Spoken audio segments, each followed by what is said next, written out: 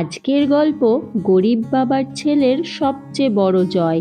লোকেরা বলেছিল গরিবের ছেলে বড় হতে পারবে না, কিন্তু যা হলো শেষে সেটা দেখলে তোমরা সবাই কাঁদবে।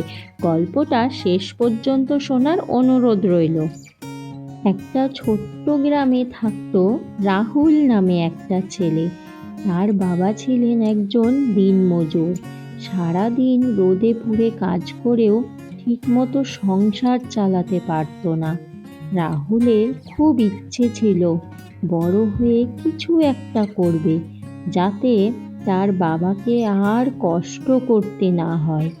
কিন্তু গ্রামের অনেক মানুষ তাকে নিয়ে হাসাহাসি করত। একদিন এক লোক বলল, তোর বাবার মতো তুইও সারা জীবন মজুরিই থাকবি? এই কথা রাহুলের মনে আগুন ধরিয়ে দিল। সেদিন থেকে সে ঠিক করলো, যতই কষ্ট হোক সে পড়াশোনা ছাড়বে না। রাতে বাড়িতে বিদ্যুৎ থাকতো না, সে রাস্তায় লাইটের নিচে বসে পড়তো। অনেক সময় না খেয়ে ঘুমাতো হয়েছে, অনেক সময় বই কেনার টাকাও ছিল না, কিন্তু সে হাল ছাড়েনি।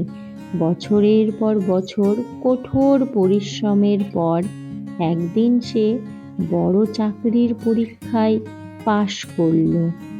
সেদিন চাকরির চিঠিটা নিয়ে বাড়ি ফিরল।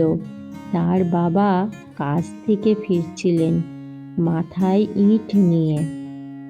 রাহুল দৌড়ে গিয়ে বাবার মাথা থেকে ইট নামিয়ে বলল, এবার তুমি বিশ্রাম নাও বাবা, তোমার কষ্ট শেষ। বাবার চোখ দিয়ে জল পড়তে লাগলো, কারণ সেই দিনটা তার জীবনের সবচেয়ে বড় জয় ছিল। তোমাদের এই গল্পটা কেমন লাগলো অবশ্যই আমাকে কমেন্ট করে জানাবে। আর এই গল্পটা থেকে আমরা এটাই শিখলাম, গরিব হওয়াটা কোনোদিন লজ্জার কারণ হতে পারে না, স্বপ্নটা ছেড়ে দেওয়া বরং লজ্জার কারণ হতে পারে। বন্ধুরা, তোমাদের যদি এই গল্পটা একটুও ভালো লাগে তাহলে ভিডিওতে একটা লাইক করে দিও। চ্যানেলে নতুন হলে চ্যানেলটা অবশ্যই সাবস্ক্রাইব করে দিও। তাহলে আবার দেখা হবে নতুন একটা গল্পের সাথে।